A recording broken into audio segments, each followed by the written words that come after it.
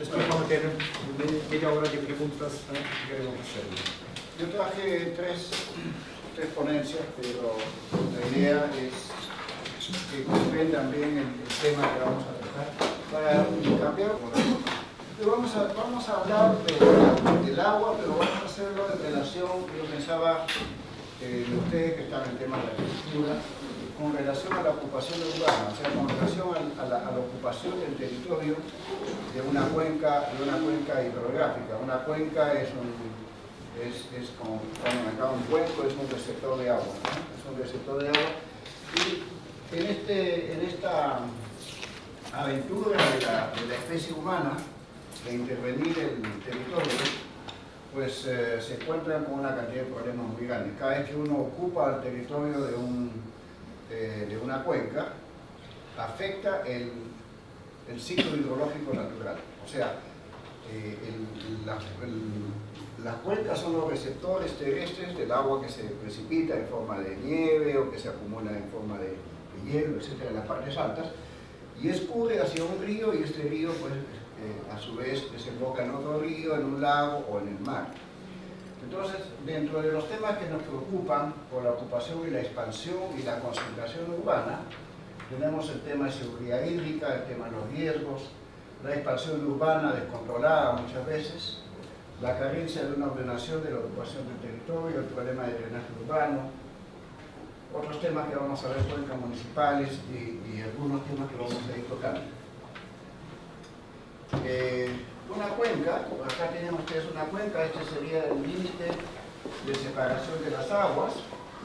Entonces el agua que cae hacia este lado va a venir hacia un cauce, es común, ¿no? El cauce que está en la parte central.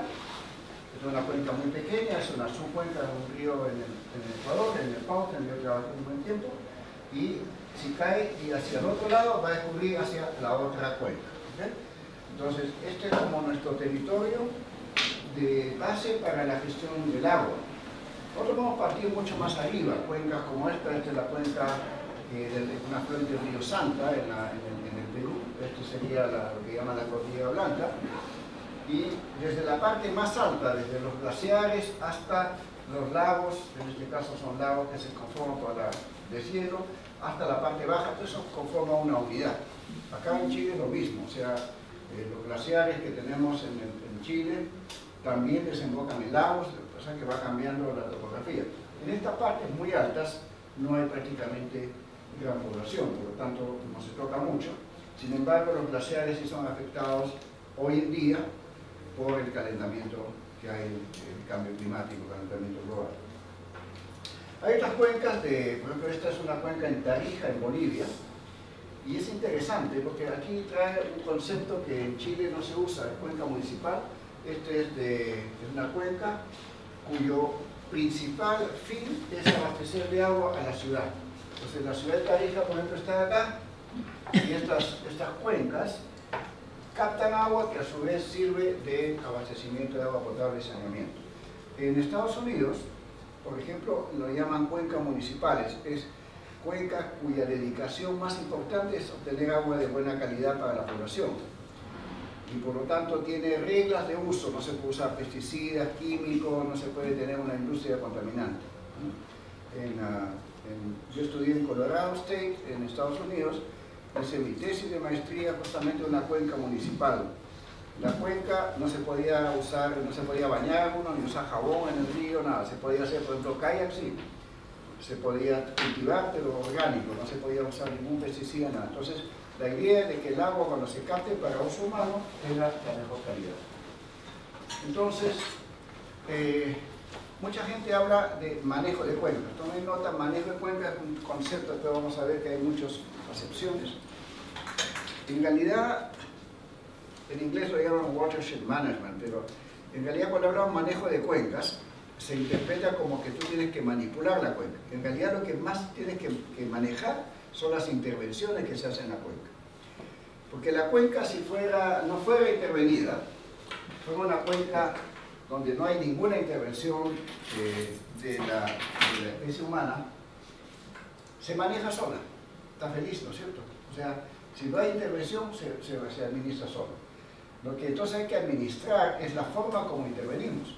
Cuando intervenimos, desde el momento que cultivamos, que cambiamos la superficie de la cuenca por cultivos agrícolas, le echamos pesticidas o criamos animales, etc., vamos evidentemente a cambiar la calidad del agua y la velocidad con que escurre, y vamos a cambiar los componentes y los sedimentos. Entonces, el manejar la cuenca, y aquí va la primera definición importante que lo tengo, manejar una cuenca es manejar las intervenciones que se hacen en la cuenca, sobre la superficie. Otra cosa es manejar el agua, que en inglés se llama Water Resource Management. La gestión del agua no es lo mismo que el manejo de la cuenca. El manejar la cuenca es manejar la superficie de la cuenca, considerando el efecto que tiene en la captación y escurrimiento del agua, en cantidad, calidad y tiempo de ocurrencia, o sea, en la velocidad con que escurre. ¿Okay? Ese es manipular la superficie de la cuenca. Y otra cosa es manipular el agua.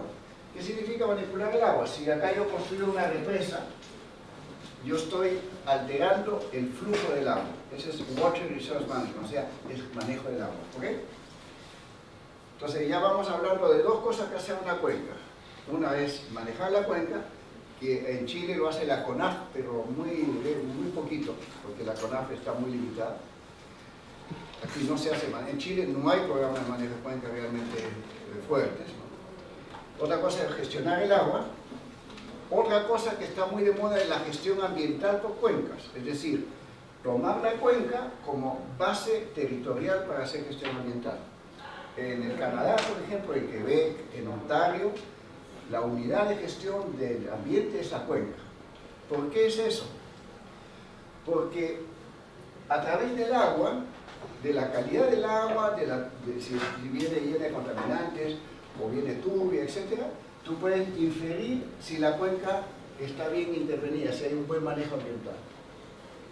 Tomar el pulso al agua es como sacar un análisis de sangre a una persona. A través de eso puede determinar si están interviniendo o no. No toma en cuenta todo, porque no puede tomar en cuenta, supongamos, la desaparición de una especie, pero sí toma en cuenta una buena parte. Vamos a ir viendo eso de a poco. Entonces, en una cuenca como esta, por ejemplo, donde tienes en la parte alta bosques, porque depende de dónde nace. Si nace a una altura que no es muy alta sobre el nivel del mar, tiene bosque hasta la parte alta. Si nace en zonas como en Chile, la parte alta no tiene bosque porque estás encima de lo que en inglés llaman el timberline. Timber es bosque, y la línea de bosques, hay una línea donde ya no crecen más los árboles, porque por arriba ya es tan frío que ya no puede crecimiento, a veces crecen matorrales y todo. Entonces, todas estas intervenciones en una cuenca producen un efecto acumulado, ¿no? Un efecto acumulado de las intervenciones. Y eso es lo que todavía tampoco se hace en Chile. En Chile se hace el estudio de impacto ambiental proyecto por proyecto. Pero el problema no es proyecto por proyecto, sino la sumatoria de los efectos de las intervenciones. ¿Ok? Entonces, el watershed significa cuenca, pero es una cuenca pequeña porque en inglés están dos terminologías, watershed y river basin. En español tenemos solo el término cuenca. Entonces hablamos de cuencas altas o cuencas pequeñas, cuencas grandes, ¿no? Pero no tenemos en el idioma español diferenciación entre watershed y river basin, usamos la misma terminología. Entonces, cuando se asienta la población dentro de una cuenca, normalmente crea una serie de interferencias con el ciclo hidrológico, ¿no es cierto? Va impermeabilizando los suelos y crea un sistema, digamos, cambia la escorrentía, se acumula, construye represa para poder llevar el agua a la ciudad, ¿no es cierto? Interviene en la calidad del agua porque viene una serie de productos no deseados que van hacia el río. También usa el agua para uso doméstico, para uso urbano, digamos, correntía urbana, pero para uso industrial, etc. Y en las partes altas, bueno, tenemos el efecto de la minería, etc. Tenemos toda una serie de intervenciones y cuando hacemos gestión de recursos hídricos, tenemos que pensar en satisfacer las demandas de todos estos usuarios. Pero ustedes se pueden imaginar el problema que hay, por ejemplo, en el caso de Chile es muy particular. Supongamos que este es el cauce de un río, o este de la cuenca. Si cada uno de ustedes, que fueran independientes, o sea, unos son mineros, otros son busca agua potable para las zonas urbanas, otros están buscando agua para riego, él quiere hacer cultivo de peces, quiere hacer peces, el otro tiene una minería, y todos metemos la mano en un sistema que es compartido, es único, porque lo que ocurre en la parte alta repercute en la parte baja. En Chile están muy atrasados en lo que es gestión del agua, porque gestionan el agua por secciones, sección 1, sección 2, sección 3, sección 4, sección 5. Esto estaba bien para 1900, ni siquiera para 1950 ya, mucho menos para el 2000 y menos para el 2013, y siguen con la sección 1, sección 2, sección 3, y además los abogados dicen, decretan, que la sección 1 es independiente de la 2. Es como si un abogado diría que tu sistema circulatorio es independiente de tu sistema digestivo, por ejemplo, ¿no? Son sistemas únicos y cada intervención que se hace afecta al otro. Por eso que en todos los países de Europa ya hay una directiva marco europea del agua de 2000, donde tú tienes que gestionar la cuenca como un sistema completo, ¿okay? No puedes seccionarlo por partes. Entonces acá el Código de Aguas está, en ese sentido, la forma de administrar el agua está obsoleto. Les ha ganado la velocidad con que se interviene en el agua. Entonces hay problemas bastante graves. Y tampoco se ve el tema de los impactos ambientales acumulados.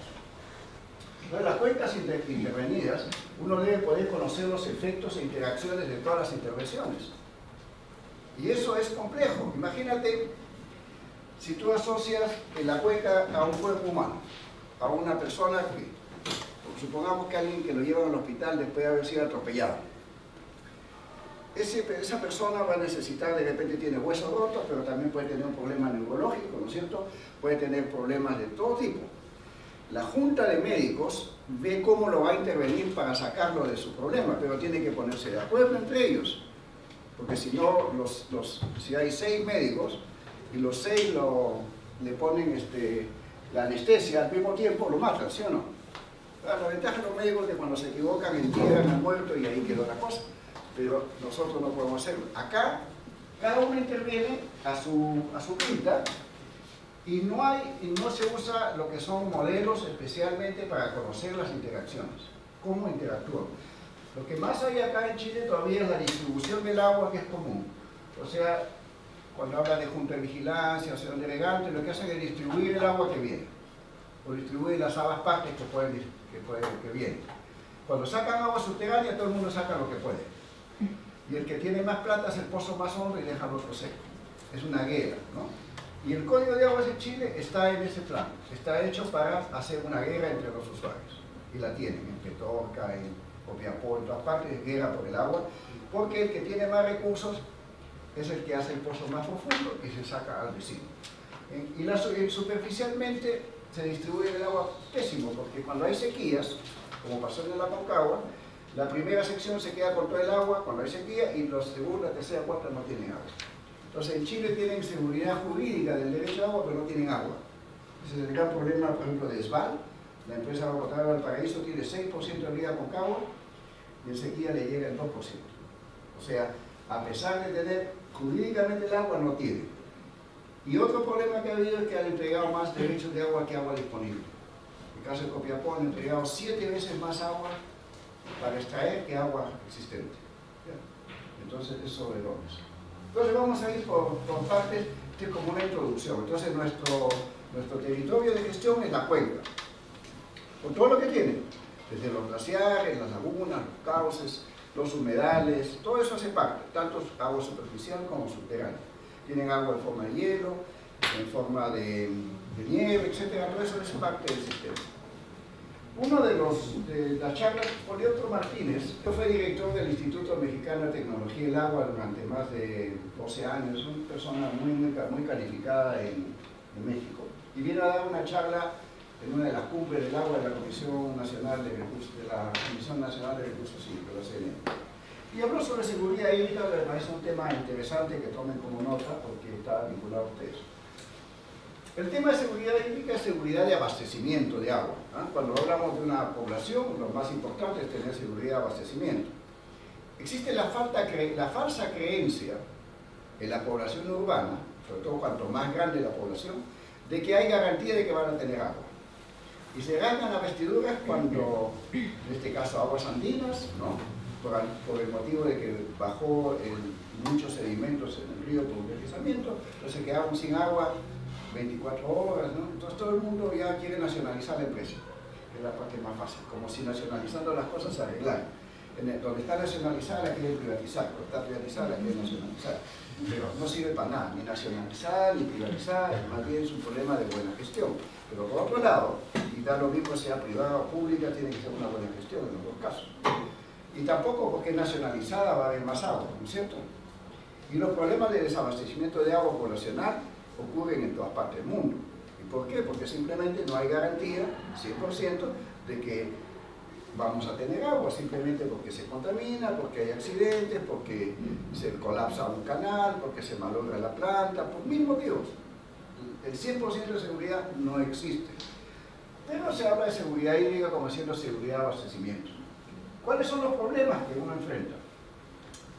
Un poco negro acá, escasez de agua, es decir, cuando tenemos sequía y menos agua. Contaminación, que es uno de los problemas más graves que tenemos en varias cuencas de la América Latina. En Europa fue el origen de todo el trabajo a nivel de cuenca. Los extremos hidrometeorológicos, o sea, cuando hay mucha agua, por ejemplo en el caso de Lima, que se abastece el río Rímac, en verano, donde viene el agua, que aquí llaman ustedes el invierno boliviano, no hay agua en la ciudad porque viene lleno de sedimentos. Y no se puede captar porque la capta, se llena de tierra tu sistema. Conflictos por el agua, que es lo que más abunda, y deterioro ambiental de la cuenca, los acuíferos, contaminación de acuíferos, por ejemplo, desde aquel que cambia aceite en el campo y deja caer el aceite en el suelo y se filtra y contamina la nada. El crecimiento de la población, el crecimiento de la urbanización, que es uno de los temas más complejos que tenemos. Estamos yendo a casi el 90% de la población, 80% de la población de zonas urbanas. El crecimiento económico es bien difícil de probar. Por ejemplo, el hecho de que el cobre tenga más valor ha hecho más presión sobre el agua en el norte. El hecho de que las uvas de mesa puestas en Nueva York, lo que llaman los primores, es decir, en noviembre, diciembre, vale $20 el cajón y después vale $4 el cajón, por lo tanto tratan de sacarlo a tiempo. Y eso se hace ¿dónde? En zonas áridas, donde hay más sol y donde puede controlar el crecimiento. El problema de la producción de alimentos, porque vamos creciendo económicamente, más poder adquisitivo, más alimentos. Los biocombustibles, en el Perú hay 80.000 hectáreas que están dedicadas solamente a biocombustibles que antes eran dedicadas a cultivos alimentarios, sobre todo caña de azúcar, que consume 22.000 metros cúbicos por hectárea por año. Cambio de clima. Cambio de clima no significa de que solamente sequía, pero puede haber menos precipitación, pero también puede haber grandes inundaciones, elevación del nivel de mar, etc. Y uno de los temas que sí podemos lidiar más es la gestión del agua. Y la gestión del agua es pobre, ¿no? Mucha contaminación, poco control, marco legal inadecuado, deficiencia institucional, por ejemplo, falta de fiscalización de los usos del agua, falta de participación pública y gobernanza. Entonces son temas que el gestor del agua tiene que estar al tanto. O sea, cuando hablamos de gestión del agua no es hidráulica, es mucho más que eso, ¿okay? Es economía, es legal, institucional y demás. Claro, el gran problema en ciudades como el caso de la Ciudad de México, se imagina la Ciudad de México bombea agua a 1.200 metros para abastecer la ciudad, ¿no? Hay que elevarla gran cantidad porque está a más de 3.000 metros sobre el nivel del mar en una olla y hay 22 millones de habitantes, entonces ya hay casi. Entonces el crecimiento poblacional, estos son miles de millones y este es los diferentes países, este es Asia, ¿no? Asia, la población crece, aquí tenemos el año 2050 que alcanzaría su máximo nivel, pero en el caso de África sigue subiendo. América Latina está un poco más estabilizada en este momento en el crecimiento poblacional, pero la población urbana, imagínense, aquí tenemos América Latina en azul, América Latina y Europa, Europa en la celeste, ¿no? Pero hay una concentración urbana cada vez mayor que llega al 90% o 85% de la población viviendo en las zonas urbanas al 2050. Estamos al 2010 más o menos y ya tenemos en algunos sitios 70% de la población en las zonas urbanas, ¿ok? Ya no están en el campo. Entonces, viene el tema del asentamiento poblacional. Yo viví en el Perú más de 20 años, fui director general de aguas ahí una época, 3 años y medio, y me tocó vivir muchas cosas, antes como ingeniero durante muchos años, 15 años. Esta es la ciudad reconstruida de Huaraz, pero para que vean ustedes, esta es la Cordillera Blanca, un sitio de lo más lindo, este es el Huascarán. Esto es lo primero que, esto fue el año 70, este es un deslizamiento, este producto de un terremoto, se cayó un pedazo de hielo acá, una cornisa completa de hielo, cayó y lo normal es que iba por acá. Ya de hecho, en Raíz, una poblada, había muerto 5.000 personas hacía unos años antes, producto de un aluvión que llaman allá, que es una mezcla de hielo, barro y rocas. Y acá hay un cerro, pero estaba cerrado aquí, hay un cerro como de 200 metros, casi de la altura del cerro San Cristóbal. Vino con tal velocidad de arriba que saltó encima. Mató 22.000 personas acá. En 7 minutos bajó, ¿no? Y quedaron aquí, en un cerrito que hay por acá, al final se salvaron 110 personas de 22.000. Eso es, el gran dilema son los asentamientos humanos en lugares no apropiados. Esto es una catástrofe muy particular, no era previsible, lo normal es que no hubiera pasado. Una combinación de terremoto y de desprendimiento de glaciar por el terremoto, que además cayó sobre una laguna, la laguna encima aumentó el volumen. Entonces, el terremoto del año 70, que es en la misma época que ocurre esto, destruyó Huaraz y esta es la reconstrucción de Huaraz. ¿Okay? El Huaraz antiguo desapareció. Acá, en Chile, hemos tenido problemas similares. En la década del 60, con el terremoto del 60, se formó una laguna muy grande encima de Valdivia, se tuvo que desaguar. Lo hizo mi ingeniero Sáez. Yo lo conozco bien y me contaba toda la historia que tuvieron. Pero hoy día los asentamientos humanos, sobre todo por ejemplo alrededor de Lima, son terribles, pero es igual, pasa en las favelas de Río de Janeiro, pasa en Venezuela, pasa en Colombia, en Medellín hay deslizamientos que matan 20.000, 10.000, o sea, facilito. Bueno, acuérdense usted en Venezuela con la lluvia que hubo, murieron 36.000 personas. Entonces, aquí es donde uno ve que se carece de ordenamiento de nuestro territorio. Porque una cosa es un fenómeno natural y otra cosa es el desastre. No hay desastres naturales, no existe un desastre natural. Esa es una falacia, así como echarle la culpa al cielo. Lo que hay son fenómenos naturales que inducen desastres. El desastre es una palabra que nosotros como seres humanos hemos acuñado. Los fenómenos naturales son fenómenos. Terremotos es un fenómeno natural. Para que no se convierta en un desastre, tú tienes que estar prevenido. Chile, por ejemplo, el tema de terremoto está mucho mejor prevenido que otros países. Ustedes vieron que, digamos, edificios que se afectaron con un grado 9 fueron los mínimos, comparado con Haití, donde se cayeron casi todos, ¿no? Pero estaba muy mal preparado para el tsunami. Estaba preparado para el terremoto, no para el tsunami. Entonces, hoy día, el tema del agua es, cuando tú hablas de temas del agua, lo asocias con un montón de cosas, con la calidad del agua, con la prevención, con otros temas. Bien, vamos a entrar ahora a un tema, vamos a ir desglosando lo que acaba de decir. Hay un español que se llama Pedro Arrojo. No me piden que pronuncie la doble R, yo me sé hablando francés y la R se me quedó pegada toda la vida, nunca he podido hacerlo. Mañana vamos a Tinguiririca, yo digo Tingui nomás porque es un poco complicado. Pedro Arrojo dice que hay 3 tipos de agua. Anoten eso, yo le agregué un cuarto. Pedro lo conozco bien, es el mentor de la nueva cultura del agua. Tomen nota de esas cosas porque les va a servir. Se llama la nueva cultura del agua, que está lanzada sobre todo por Pedro Arrojo y son de la Universidad de Zaragoza, en España. Pedro dice que hay 3 tipos de agua. Y tomen nota. Agua para la vida. Agua para la vida. Agua para la ciudadanía, así es su terminología. ¿Okay? Yo le agregué agua para la producción de insumos vitales, o sea, agua para la producción agrícola de elementos de alimentación vital para el ser humano, y agua para la generación de renta.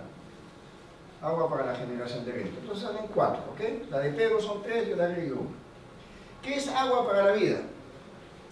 Es el agua que debemos mantener para poder nosotros vivir, o sea, el agua para beber, para lavar, es como lo que llaman el derecho humano al agua, lo básico, pero también es el agua para todos, al mantener la biodiversidad. O sea, el agua para la vida es para todos los seres vivos, plantas y animales, y seres humanos. Por lo tanto, ahí incluye lo que se llama el caudal ambiental. ¿Ustedes conocen lo del caudal ambiental? ¿Han escuchado hablar? Caudal ambiental es la mínima cantidad de agua que tú tienes que dejar en un río para que no se muera el ecosistema que vive asociado al río. ¿Ok? Eso es un caudal ambiental. Ahora han legislado en Chile y eso lo pueden conocer. ¿Ok?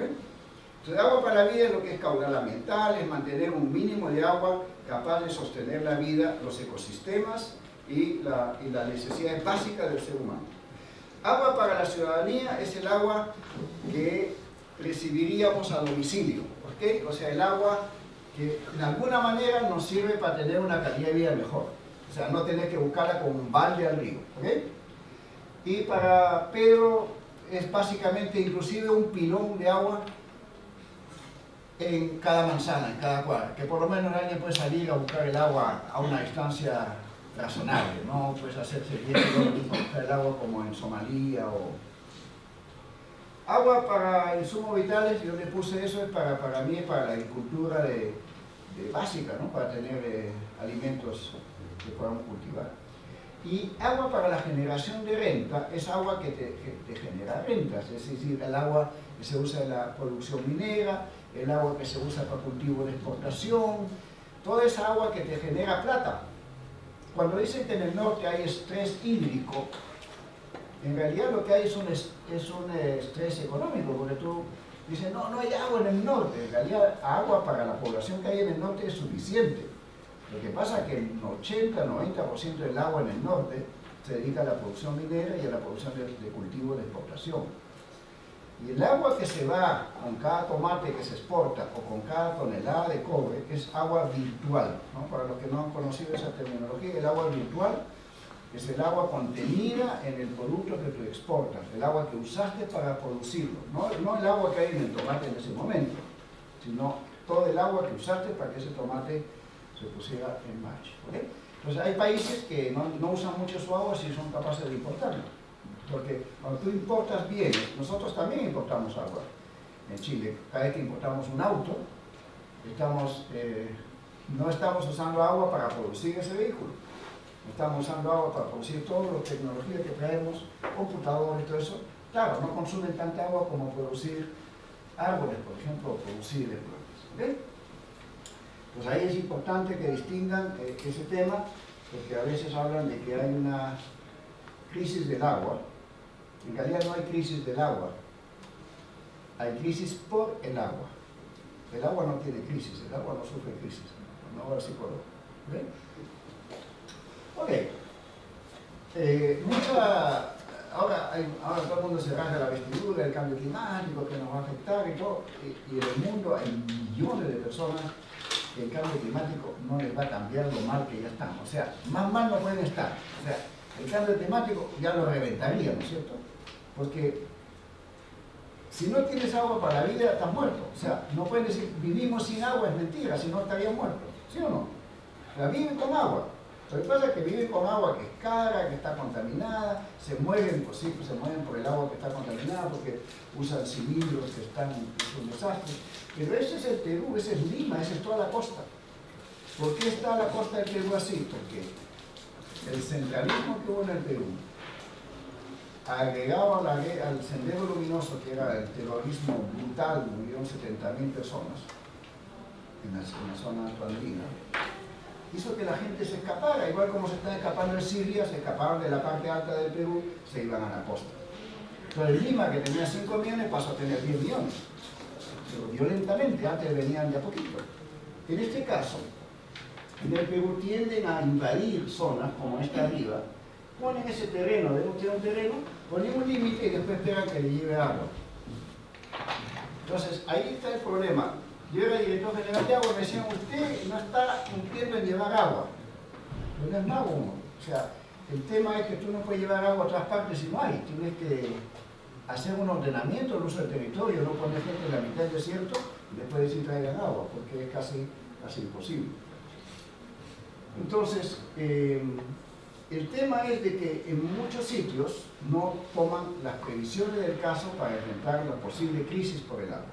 El tema de crisis es una palabra complicada porque uno va hacia una crisis. Copiapó está yendo a una crisis del agua, y nadie hace nada.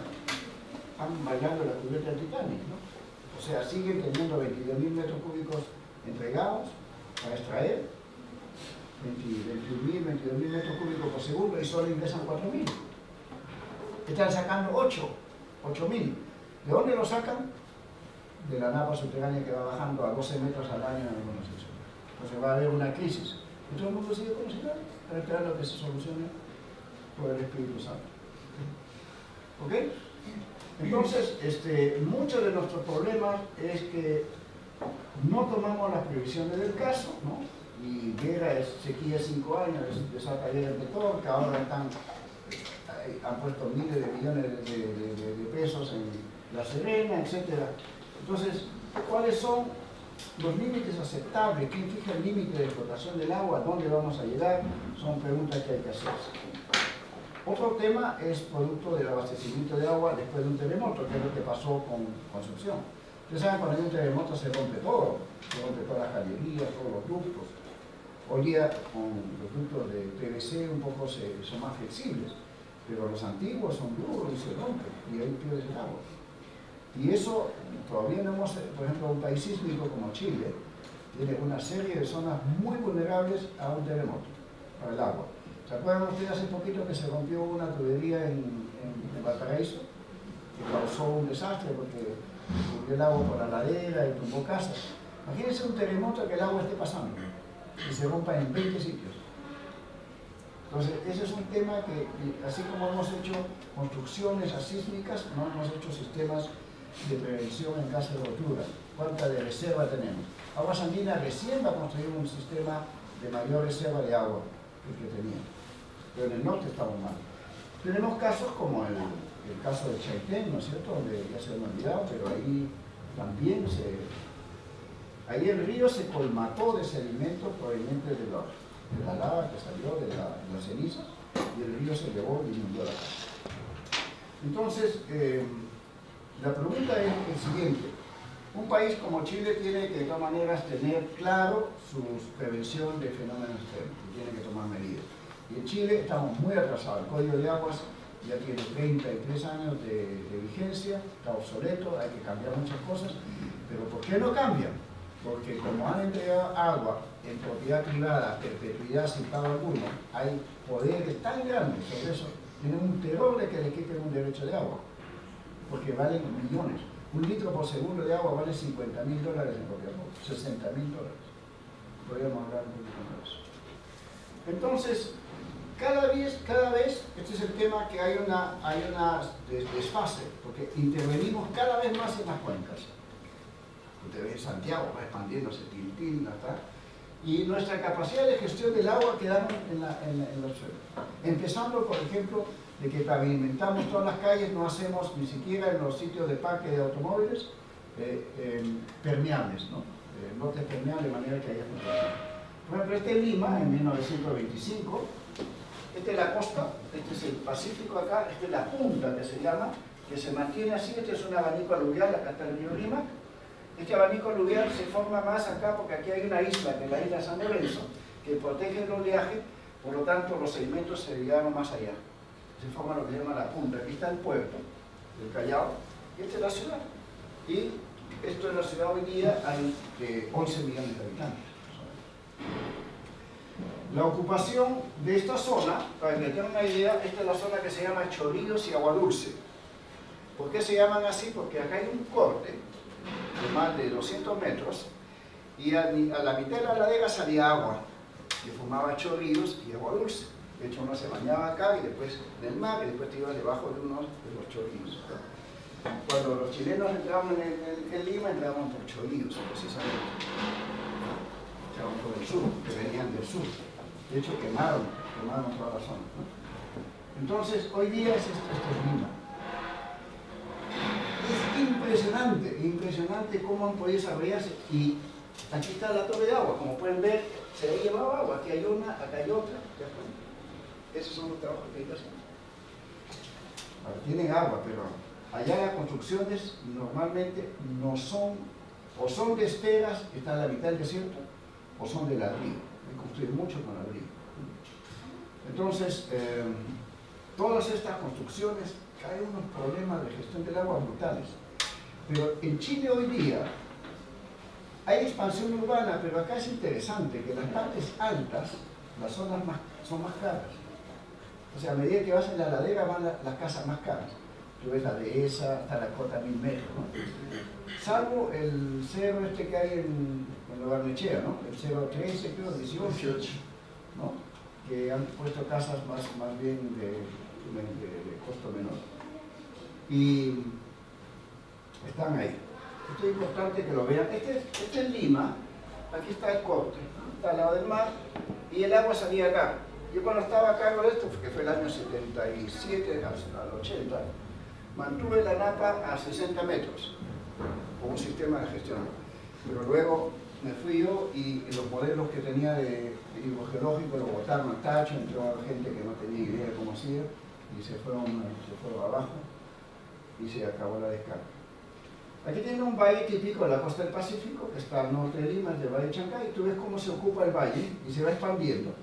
En el valle, donde es producción agrícola, se construyen las casas. En la época pre-incaica, se construía en la zona del desierto y esto se mantenía para cultivo. Bueno, el fenómeno del Niño, ustedes saben que el fenómeno del Niño, bueno, esto es transversal, o sea, el fenómeno del Niño es en este sentido, ¿sabían eso, no? No es que corre a lo largo del tiempo. El fenómeno del Niño son cambios de temperatura entre la Oceanía y la costa del Pacífico. ¿Ah? Aquí está el Ecuador, aquí está la Oceanía, y aquí está el aumento de temperaturas. ¿Okay? Eso provoca grandes inundaciones. Y en el caso de Lima, yo pongo esto porque es lo que yo más tenía. El caso de Lima, acá está Lima, ustedes ven a la isla San Lorenzo, aquí está la ciudad de Lima. Y la ciudad de Lima, que como está rodeada de los cerros que llegan acá, se va expandiendo y se va metiendo en los cerros, ¿no? se va metiendo ahí. En Lima, una lluvia que va a venir, producto de los cambios de clima, va a causar mucho más estragos que un terremoto. Muchísimo más, porque están en lugares de mucho riesgo, ¿ya? Y todas estas grandes lluvias van a producir grandes tragedias. Sobre todo cuando hay calentamiento en el mar, porque esa oscilación térmica que viene de la Oceanía, se calienta el mar, a veces se hace efecto acá, ¿no es cierto? Se produce evaporación del agua. ¿Por qué está seco Lima? ¿Sabe por qué? Porque el mar normalmente es frío, porque está la corriente Humboldt que justo pega acá. Entonces, es así, ¿no es cierto? Aquí está Chile y después viene el ángulo, que viene la reclamación del Perú por el ángulo recto. Entonces, la corriente Humboldt se abre y topa directamente en Lima. Aquí el agua es helada. Y eso produce una inversión térmica, donde la temperatura cerca del suelo es más fría que en la parte alta. En Lima, si tú vas hacia Chosica, hacia la parte alta, tienes sol todo el año. Todo el año tú vas y buscas el sol. Está encima de los 800 metros. Y por debajo tienes un clima igualito como el que tuvimos ayer, acá en Santiago. Neblina, esa lluvia, garúa lo llaman, ¿no? Una lluviecita. Entonces ahora aquí está todo hipotéticamente una lluvia grande y todo lo que va a arrasar. Yo ya viví una vez una lluvia. Acá tienen toda la expansión urbana de Lima. Este es el río Lurín. Aquí está el río, hay tres ríos, el río Lurín, el Rímac, aquí está, y otro que se llama Chillón, ¿no? Y toda la gente se ha ido metiendo en esos sitios. Y imagínense, han ocupado el lecho de los ríos, inclusive para construir caminos, ¿no? En las quebradas mismas. Ahí están las construcciones, en la mera quebrada.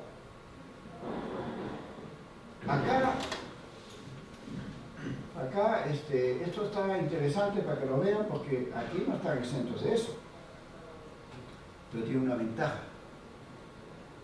Los menores peligros ocurren donde normalmente llueve siempre. O sea, acá hay lluvias y la gente está alerta. Y acá hemos tenido accidentes, acuérdense ustedes en la quebrada tuvieron más de, ¿cómo se llama? La quebrada de San Ramón. Hubo una lluvia, se formó un deslizamiento, no sé cómo estamos de tiempo, pero... A 6:45.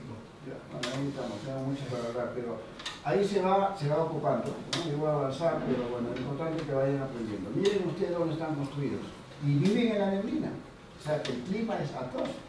Y en algunos sitios han construido y cultivan, han construido, han puesto redes para captar las neblinas. Hay todo un tema de captación de neblina. Voy a pasar porque si no, no termina nada. Hay problemas en el Cusco, porque al ir al Cusco ahí hay muchos accidentes. Entonces huayco es la palabra quechua para un deslizamiento con lodo, ¿no? Y todas estas zonas, por eso cuando ustedes en el Perú no vayan a la sierra en enero, febrero, marzo, que son época de lluvias, no vayan allá, vayan en junio, julio, donde no llueve. Los embalses que se forman en la parte alta son embalses a veces que se forman naturalmente, entonces es terrible porque llueve, se forma el embalse como una quebrada de San Ramón que nadie ve, se forma un embalse y sigue lloviendo y revienta el embalse y cae todo el agua. O sea, ahí te viene una aluvión que nunca pensaste que podía llegar. Voy a pasar porque todos estos son... Este de una amiga que lo presentó, me pareció muy... me sobrepasó. Tengo demasiadas fotos de desastres. ¿Ya? Y también, evidentemente, de sistemas bueno, entonces, aparte del tema de ocupación de riesgo, el otro es la intervención. Y quiero hacer aquí un énfasis en el siguiente. Es el río Colorado. Yo estudié en Colorado, pero esto está en Arizona, esta zona. El río Colorado lo llaman, es un río totalmente intervenido. Cantidades de represas, cientos de represas, canales y todo. Y llaman esto the plumbing of the Colorado River, es como la gasfitería del río Colorado. O sea, literalmente, desde la construcción de la represa de Hoover Dam, en la década del 30, que se hizo para generar empleo en la época de la depresión, en la época de Roosevelt, la represa de Glen Canyon, todas estas cosas yo las conocí porque estudié esa temática, han hecho que toda la cuenca del río Colorado esté completamente intervenida con grandes represas, pero ya llevan 11 años de sequía. Y en este momento, ¿qué hizo la represa? La represa Hoover, te das cuenta, esas eran las fluctuaciones normales del río. El año 35 construyen Hoover, la Glen Canyon que vivió con esa represa de arco, y el nivel del agua lo mantiene prácticamente abajo, salvo grandes excepciones del año 85 que hubo lluvias. ¿Y qué pasa? Los grandes centros urbanos, esta es otra historia, nosotros hablamos de la mala ubicación o la ubicación inadecuada, la otra cosa es la dependencia del agua. Y Las Vegas, Los Ángeles, San Diego, Denver, Phoenix, Mexicali, todos dependen de un solo río, Y ese río en este momento lleva 11 años seco. Entonces hay unos problemas gravísimos en este momento en la zona, por dependencia del agua.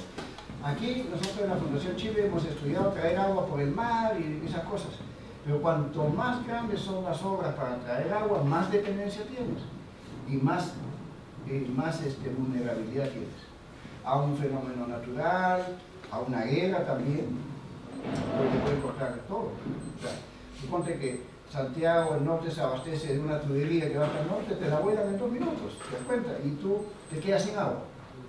Te vuelves vulnerable a la distancia. Por eso es que es mejor repartir el territorio, repartir la gente en el territorio, y no todo invertirlo en un solo centro. Y esto es lo que quedó del río Colorado, el efecto en el mar.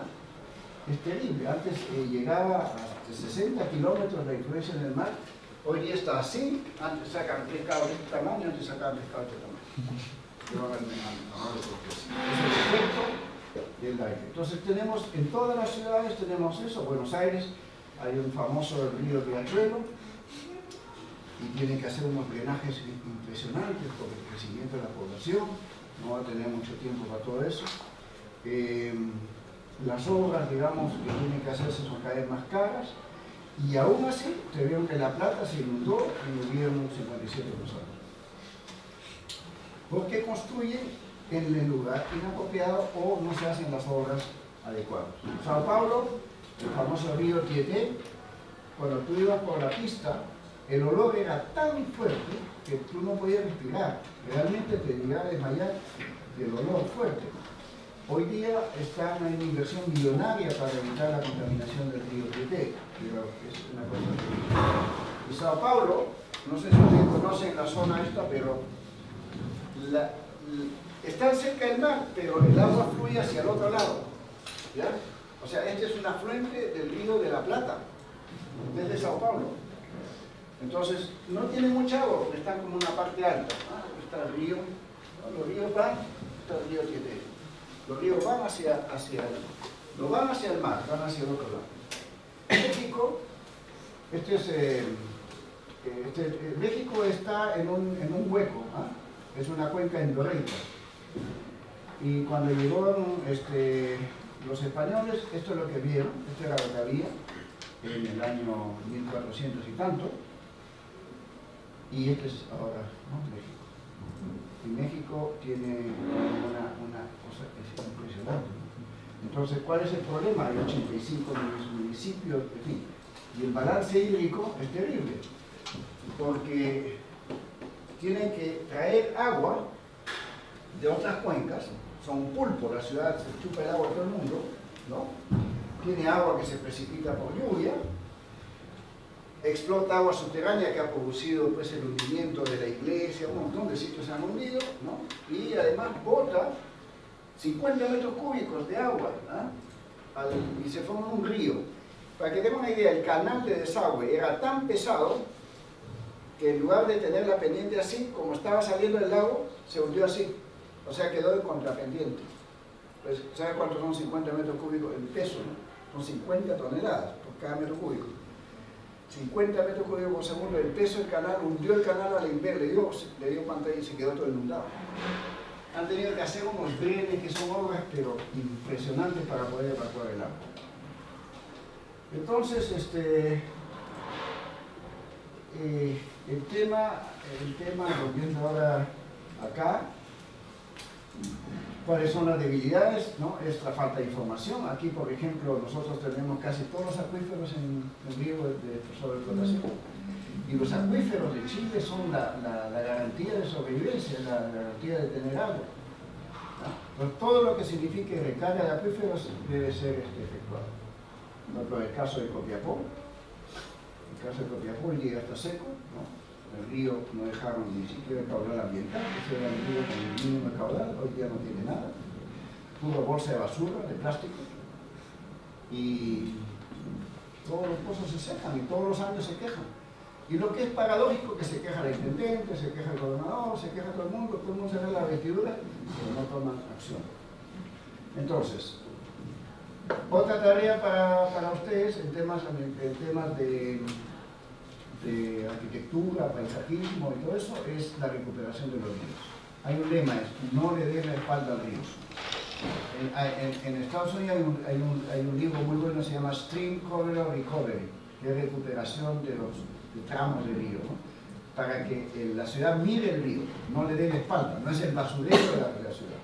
Acá hay muchas ciudades que le dan la espalda al río, ¿no?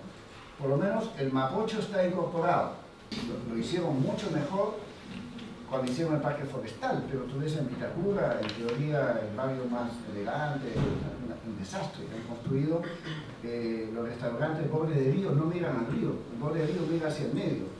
Y no puedes pasar ni en bicicleta porque es de este ancho. Y ahí están los basureros del restaurante del lado del río. El borde del río lo ha hecho, lo ha ocupado con construcciones. Ahí está un centro deportivo Carro, está el Barco, ¿no? Barco, ¿no? Y ya no ha dejado nada para pasar, ¿no? Eso es así. Los arquitectos, los urbanistas, no pueden abusar de los ríos por el error de no previsión. Nosotros que somos de aguas, nos quejamos de la carencia de visión de los urbanistas. Para que veamos ustedes todo un desarrollo y un manejo. Este sí que es un manejo inteligente, porque no hay intervención en una cuenca que no cause impacto. Yo alego, para terminar, de que no debería llamarse estudio de impacto ambiental. sino que debe llamarse estudio de impacto y compensación ambiental, o estudio de compensación de la intervención. Que es lo que hace un médico. Si un médico te extrae la tiroides, se supone que te vas a tomar, no sé cómo se llama, Eutirox, no sé algo, o sea, te compensa, ¿no es cierto? Bueno, acá ellos quisieron cultivar maíz donde había cultivos densos, o no cultivos, sino que había vegetación nativa densa. ¿Quieren cultivar maíz? Cambiaron la longitud y la inclinación de pendiente e inventaron los andenes. No, y eso lo han hecho otra parte del mundo. O sea, compensan, o sea, buscan lo suyo, pero sin destruir, sin causar una destrucción. Y el manejo del agua, desde la época incaica, preincaica, es fantástico. Y todo ese sistema funciona hasta el día de hoy. Evidentemente hay una vinculación con el ambiente y todo, no podemos vivir todo como los indígenas, es imposible, tenemos que alimentar 7.000 millones de personas, 8.000 millones, entonces no podemos vivir todos así, pero hay que... Yo trabajé mucho en el Perú, hay 1 millón de hectáreas para recuperar de andenes, y recuperamos muchos andenes. Yo les podía pasar cantidades de opciones de esto, ¿no? Micropresas y todo, ¿no? Estos son surcos tabicados, porque hacemos surcos a nivel, pero les ponemos tabiques, porque si se rompe en un sitio, no queremos que se vaya todo el agua por ahí, no es que estaría a nivel. Y así hay muchas prácticas. En Chile se está hablando de esto, y es el estudio de la Fundación Chile, me tocó ver la posibilidad de estudios socioeconómicos, está en una opción, 15.000 millones de dólares para llevar agua bajo el mar, con una tubería. Otros están planteando llevarlo en bolsas de agua, en fin, están todos viendo dónde sacar agua del sur para llevarla al norte. Hay en este momento una cantidad de informes para los que les gusta el tema del agua, que han sido sacados del 2011-2012. Hay un informe del Banco Mundial sobre la situación del agua en Chile, el informe del Instituto Ingeniero, de la Comisión Nacional de Riego, del SIGMA, de Andes, etc. ¿Okay? Están todos ahí. Y evidentemente no hay muchas propuestas, se está debatiendo, yo he ido varias veces a la Comisión de Recursos Hídricos de Diputados, es una conversación para aquí, para allá, todavía, pero chicas, las fuerzas que hay para que no se mueva el sistema son muy grandes. Bueno, estos son detalles, ustedes van a tienen acceso a la presentación. Todo lo que quieren, que hay que proteger los derechos de agua, de los grupos vulnerables que utilizan el agua, mejor los mercados de agua, etc. Entonces, ese ya para otra. Bueno, nosotros hacemos mucho trabajo de innovación, hacemos visitas de prospección a países, esto es cuando fuimos al Brasil a ver tratamiento de aguas, hacemos sistemas de tratamiento de aguas, y una propuesta que tenemos es Adopte un Río, que eso lo hacen en España, pero lo presentamos a varios sitios, todavía nadie adoptó un río, decía que la empresa adopte tramos del río para que lo mejore, ¿no? Entonces, por ejemplo, sobre todo cauces pequeños que atraviesan Puerto Chillán o Talca, tomar pedazos, tramos de río y convertirlo en parques y no en el sitio donde va a caer el neumático, la basura, las ratas, todo, es convertir ese cauce en algo atractivo para la gente, ¿ok? Y el señor.